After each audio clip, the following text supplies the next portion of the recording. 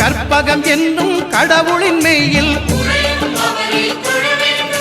சூரியன் முதலாய் 9 கிரகமும் பலவித குணங்களை கொண்டிருக்கும் எங்கள் கற்பக தருவில் அவை வரும்போது ஒன்றாய் சேர்ந்து பலனளிக்கும்.